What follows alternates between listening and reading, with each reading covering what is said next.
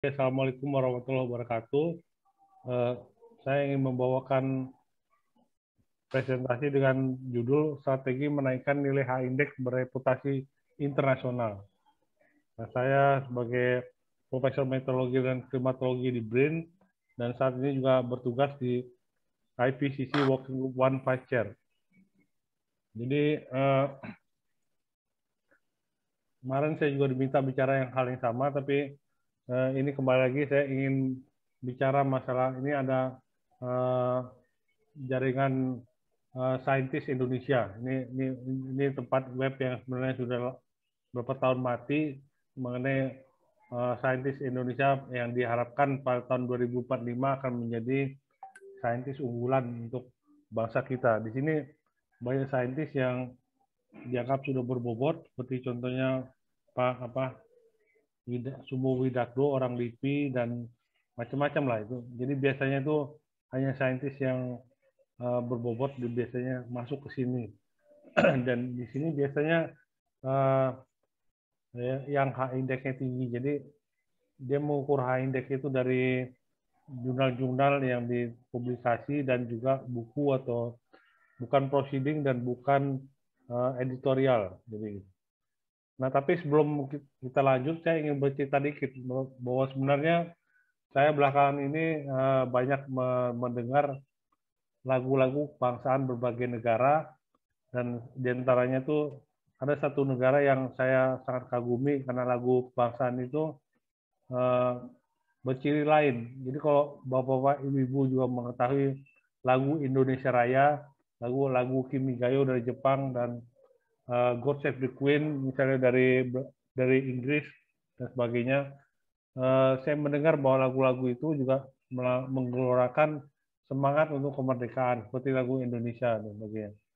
Tapi ada satu lagu kebangsaan yang saya kagum banget itu karena saya mendengar liriknya dan saya kagum karena di situ disebutkan bahwa dia membuat satu negara yang tegak berdiri di barat dan ke timur, dan dia berjanji pada dalam lagu itu bahwa negara itu akan bertahan 2000 tahun. Bayangkan Bapak Ibu kalian 2000 tahun. Sampai saat ini tidak ada peradaban yang bertahan 2000 tahun. Jadi bayangkan ya, peradaban-peradaban yang sekarang ini, Prancis, Amerika, dan sebagainya itu tidak lebih dari 300 tahun. Apalagi Indonesia, ini kita melihat Indonesia tahun 2045, karena adalah Indonesia 100 tahun berdiri. Jadi mohon maaf itu negara apa? Nah saya memperkenalkan negara ini adalah negara Israel. Negara Israel. Jadi dia membuat negara itu sudah menanamkan kepada rakyatnya bahwa dia ingin berdiri 2000 tahun. Ini suatu hal yang tidak pernah kita pikirkan. Jadi kita Indonesia ini baru memikirkan tahun 2045 sudah bangga gitu. Saya juga dalam berbagai hal, terutama dalam doa-doa saya yang saya panjatkan waktu saya pergi umroh di depan Ka'bah, biasanya saya hanya paling jauh tuh hanya sampai 300 tahun. Sampai 300 tahun saya. Jadi tidak pernah kepikir kita membuat satu negaranya siap untuk 2000 tahun. Jadi 2000 tahun itu siap dari perekonomian, pendidikan, saintifiknya, dan sebagainya. Inilah saya pikir orang Israel itu sudah memikirkan jauh hari ke depan, jauh dan sebagainya. Inilah jadi apa mungkin kita eh, dapat memikirkan lagi apa satu pikiran yang sebenarnya jauh sekali ke depan dan ini tidak pernah kepikiran oleh orang-orang kita. Jadi saya melihat website seperti ini dan isinya juga seperti ini, ini contohnya nomor 10 adalah orang Indonesia yang di Amerika Serikat dan sebagainya. Di sini ini secara statistik di sini digambarkan bahwa peneliti Indonesia itu sekitar yang ranking 1 sampai 100, 24 orang di antaranya memiliki high index di bawah 20. Ini contohnya ini adalah yang nomor berapa ya? Yang nomor 14 ini high indexnya cuma 19. Lalu nomor 19 ini high indexnya 19 juga. Jadi gitulah. Ini bulan Juli tahun 2019 situasinya. Tapi hari ini udah nggak terbit lagi web ini. Jadi Bapak-Bapak Ibu sekalian, kita melihat begini bahwa apabila kita mempunyai high index tinggi dan kita mempunyai reputasi yang tinggi, nama kita akan dicantumkan secara internasional seperti ini, dan ini ibaratnya itu Presiden Jokowi sendiri tidak akan dapat mengganti nama kita keluar dari daftar ini, gitu. Itulah. Jadi mungkin saya bercerita mengenai saya sendiri, mungkin ini dari Google Scholar. Ini saya ambil gambar untuk situasi 3 Februari 2001, sekitar 1 tahun yang lalu. Di sini bisa kita lihat bahwa saya sekitar papernya 3.700 citasi, dan indeks saya masih 25, ya, dan sebagainya. Ini pada 1 tahun yang lalu, kira-kira begini. Nah, saat ini indeks saya sudah 28 untuk Google Scholar. 1 tahun saya bertambah 3, dan citasi sekitar 4.000. Nah, ini Scopus saya 1 tahun yang lalu, situasinya juga indeks saya masih 16, lalu dokumen 52. Nanti saat ini akan kita lihat. Jadi pada tanggal 3 Februari 2021, Google Scholar saya masih 141, H-index 25, Scopus saya 52, dokumennya H-index 16. Jadi saat ini 2020 ada peningkatan Google Scholar saya menjadi H-index-nya Google Scholar ini. Lalu Scopus saya juga dari 16 menjadi 20, yang H-index ini sebenarnya 28. Lalu ResearchGate sebagainya gitu. Jadi dalam setahun itu kita terus meningkat gitu. Jadi masih meningkat saja gitu. Jadi lumayan. Jadi H-index saya meningkat jadi 4, dan diperkirakan tahun ini, tahun 2022 ada 4 lagi perkiraan saya. Nah, saya hari ini ingin membawakan strategi-strategi untuk meningkatkan H-index. Jadi ini kita bicara peneliti, tapi bukan seorang peneliti pemula, tapi bukan cara menulis paper dan sebagainya. Karena saya sudah memberikan video untuk cara menulis paper, mungkin yang lainnya saya akan membawakan cara menulis untuk di koran-koran nasional. Jadi pertama saya untuk strategi meningkatkan H-index, jadi kita membawa data ke tingkat dunia. Jadi data-data original Indonesia ke tingkat dunia. Contohnya tanaman organik, endemik lokal, dan iklim lokal dengan gaya baru, dan data yang kita dapat, contohnya dapat jual itu seperti radar ionosfer. Jadi Indonesia mempunyai radar ionosfer di Bukit Kota Tabang, di dekat Bukit Tinggi. Nah, kenapa radar ini bagus? Ini radar ini karena dia hanya ada 1 dari 7 radar di dunia. Jadi sebenarnya bagus sekali. Jadi tapi sampai saat ini tidak diberdayakan oleh LAPAN sebagai institusi pemegangnya. Jadi hanya riset-riset tertentu saja, dan kurang ramai lah gitu kalau saya bilang. Dan lumayan dari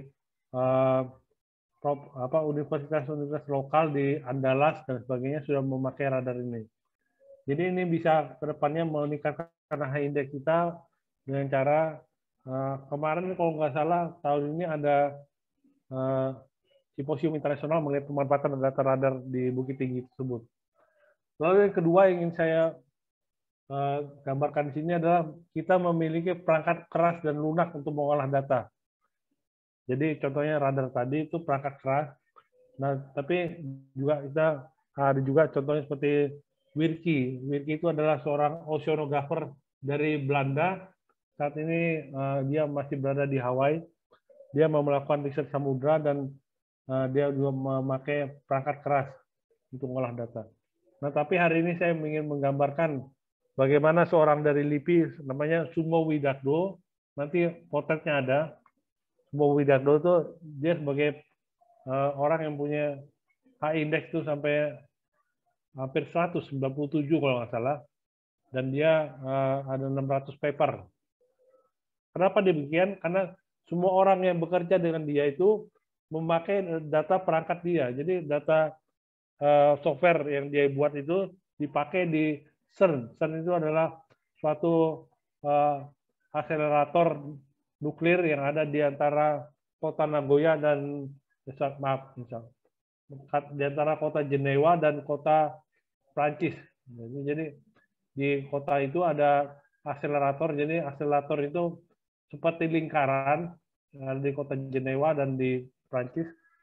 Dan dia menuliskan satu algoritma yang kemudian semua yang menulis paper mengenai CERN itu memakai algoritma itu. Jadi nama dia masuk terus.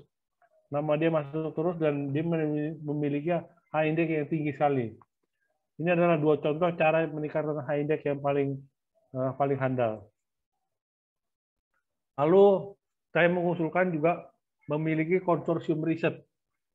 Seperti contohnya saya sendiri, saya memiliki konsorsium riset yaitu Codex Asia Tenggara. Ini adalah sebuah pemodelan proyeksi iklim masa depan dalam hal regional model. Jadi saat ini kalau Codex bikin paper, terus memasukkan nama saya, karena saya adalah penggagas, penginisiasi dari proyek Codex ini. Betul pada tahun 2012 kita berkumpul di Hanoi, lalu kita waktu itu berkumpul di Hanoi dengan biaya masing-masing. Saya biaya dari Indonesia, yang dari Manila dari biaya orang Filipina, yang dari Kuala Lumpur dari orang Malaysia berkumpul pakai biaya dari sendiri, dan juga orang Thailand itu. Nah itu, jadi sampai hari ini kita terus-menerus banyak papernya, ada lebih dari 10 paper. Yang berikutnya itu adalah anggota panel. Contohnya saya menjadi anggota IPCC, yaitu perubahan iklim dunia. Jadi ada juga penerbitan kita yang masuk Scopus dan mengangkat reputasi kita sebagai saintis dunia gitu. Lalu yang terakhir ada mengikuti konsorsium riset. Ini ada contohnya, ada orang melihat indeks orang kurus atau lapar itu obesitas dan lapar itu, dan sekarang dia banyak sekali citasinya itu ribuan. Ini adalah apa yang dialami oleh seorang dosen di Universitas Indonesia dari menulis masalah karena mengikuti konsorsium riset masalah kesehatan. Lalu yang tadi data ini juga saya ambil contoh. Saat ini di bidang saya ada data namanya data NCEP. NCEP itu data pemodelan tingkat global. Dan NCEP itu ditulis oleh nomor satunya orang Argentina namanya Eugenie Carne. Ini seorang perempuan. Dia termasuk satu paper yang paling banyak disitasi di dunia saat ini. Jadi ada data yang dia tampilkan itu dan bisa mensitasi. Saya sendiri juga memakai paper-paper dia karena kita memakai tulisan-tulisan dia dalam paper-papernya itu. Jadi ini adalah suatu jaminan untuk bisa papernya itu masuk mempunyai indeks yang tinggi. Mohon maaf. Jadi strategi paling terakhir ini mungkin menjadi review jurnal internasional. Jadi kita memanfaatkan jaringan riset dunia bekerja sama dengan peneliti dari negara berkembang melalui mereka untuk mensertasi paper kita. Ini ada 3 foto, yang paling kanan nih, yang paling kiri ini itu Sumo Widardo, seorang peneliti dari LIPI atau BRIN, dan dia foto di latar belakang Jenewa, kota Jenewa. Ini ada air mancur yang tinggi sekali. Tapi yang jadi masalah di sini adalah dia mempunyai suatu pemodelan program di komputer yang dipakai oleh orang banyak, dan akhirnya citasi dia H-index tinggi sekali, Sumo Widardo ini. Dan nomor 2 ini yang di tengah ini adalah Ibu Widya Hening. Ibu Widya Hening yang orang Fakultas Kedokteran UI, dia mengikuti konsorsium internasional masalah obesitas dan sebagainya. Sekarang dia citasinya banyak sekali dan ribuan, sehingga dia bisa menjadi terkenal sekali. Saya lihat banyak juga orang-orang dari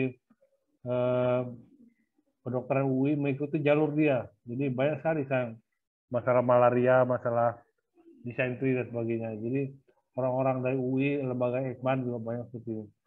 Dan ini yang kanan ini pasti kalian kenal semua, ini kawan kita dari PT PSW, namanya Dr. Samsudin, sekarang sudah menjadi calon deputi dari KKP. Nah, Mas Samsudin ini, Padli, kita kenalnya dengan Mas Fadli, kita tahu dia sebenarnya dia hanya membantu orang Jepang untuk berkarya di Indonesia. Jadi banyak sekali dia melakukan perubahan hardware dan sebagainya, dan nama dia dimasukkan terus, semua kerjasama sama Jepang dimasukkan. Jadi ini cara-cara yang tersendiri saya pikir yang bisa kita tiru, dan untuk agar dapat kita tuh bisa paper-paper kita dapat lebih banyak lagi dicitasi oleh pihak luar. Ini ada contoh saya menjadi jurnal editor jurnal di Journal of Applied Meteorology, APJAS, bukan Asia Pacific Journal of Atmospheric Science, jadi APJAS itu. Nah ini salah satu orang yang saya review waktu saya jadi jurnal itu, ada orang Mongolia. Ini saya ketemu dia waktu saya berkunjung ke mana, ke Ulaanbaatar. Jadi dia waktu saya habis pidato, dia maju ke depan, dia bilang, katanya, "You are my favorite teacher." Bahasa Inggrisnya masih belepotan. Dia bilang, "Ngapain? Emang saya ngapain sama Anda?" gitu. Dan kita belum pernah ketemu katanya. Dia bilang katanya menyebut saya sebagai editor paper yang pertama dia, yang membuat dia lulus PhD. Ini namanya Mr. Bike. Ini nama Mongolia ya. Dan saya juga ingat, oh paper itu ya benar.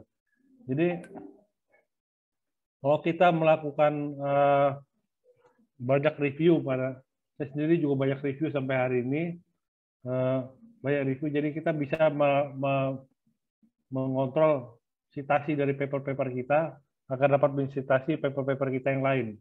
Jadi ini bisa menjadi strategi kita untuk meningkatkan H-index kita.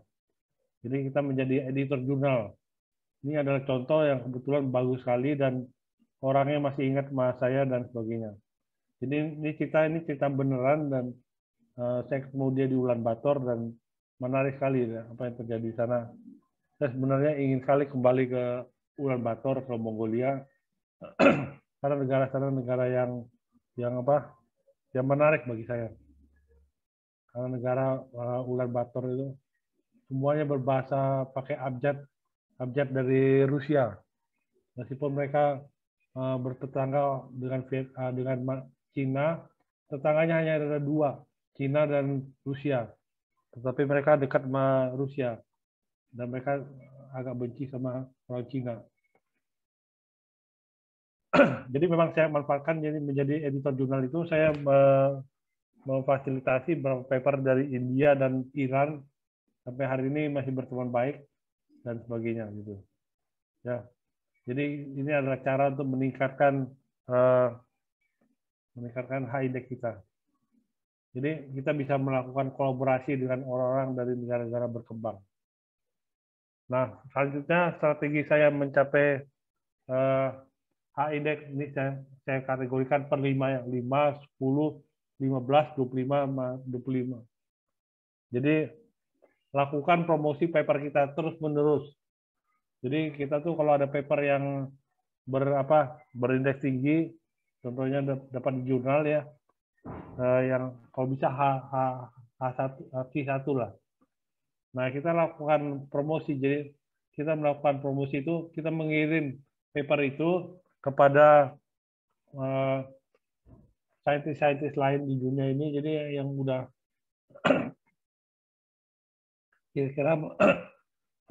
kira-kira mempunyai masa depan untuk menulis paper yang dapat mencitasi paper kita tersebut. Jadi kita harus promosi, dan kita promosi ini mental badak aja. Jadi mentalnya cuek aja, kita langsung lakukan promosi terus-menerus. Tolong, mohon maaf, saya adalah peneliti baru, jadi tolong kamu ini kami baru terbitkan paper ini dan mohon dipakai untuk berikutnya gitu. Jadi untuk saya pikir untuk strategi sampai 5 ini bisa dilakukan dengan harga promosi untuk menjadi H-index menjadi 10 dan bisa menjadi editor atau admin jurnal. Untuk menjadi 15 kita bisa mempromosikan hasil riset secara berkala juga. Untuk 20 kita membimbing antara universitas menjadi review paper. Nah, kalau di atas 25 ini saya masih gelap karena saya belum punya pengalaman untuk menjadi di atas 25 high index-nya. Harapan ke depan saya adalah memanfaatkan hasil jurnal Q1 hingga Q4. Saat ini ada posisi saya ada 37 paper. Ada 37 paper Q1 sampai Q4 itu di luar proceeding ya. Lalu untuk yang proceeding saat ini ada 11. Jadi melakukan bimbingan proceeding dan sebagainya. Lalu juga menjadi review jurnal untuk mensitasi paper kita bekerja sama dengan peneliti dari negara berkembang. Jadi optimisme pada tahun 2022 ini diperkirakan saya bisa mencapai H-index 24 atau 25. Ini juga berdasarkan apa yang terjadi tahun lalu dan tahun ini. Perbedaan setahun kita bisa meningkatkan H-index hingga 4 ya. Lalu saya juga optimis mencapai H-index hingga 50 selama berkarir sebagai saintis. Ini juga optimisme saya gitu. Ya, ini dan optimisme ini berdasarkan catatan di Sinta Record ini. Jadi Sinta Record pada pada pertengahan tahun 2021 di sini diperkirakan Q1 saya 25 ya. Tapi ini pada dokumen saya masih 56. Saat ini dokumen saya ada 60. Jadi ada artikel saya ada 37 seperti saya sampaikan tadi. Yang proceeding ada 16 dan sebagainya. Yang jenis lain ada 7, yaitu buku atau editorial. Ini perkiraan saya bukannya tidak berdasar tapi cukup berdasari apa yang ada di Sinta Record. Jadi mungkin itulah, demikianlah kawan-kawan sekalian. Ya, mungkin nanti kita bisa berdiskusi lebih banyak lagi. Di sini ada catatan mengenai Google Scholar saya, Scopus, ResearchGate, dan sebagainya. Dan jangan lupa untuk menonton YouTube saya dan juga untuk subscribe ke channel saya. Terima kasih. Wabillahi taufiq wal hidayah. Wassalamualaikum warahmatullahi wabarakatuh.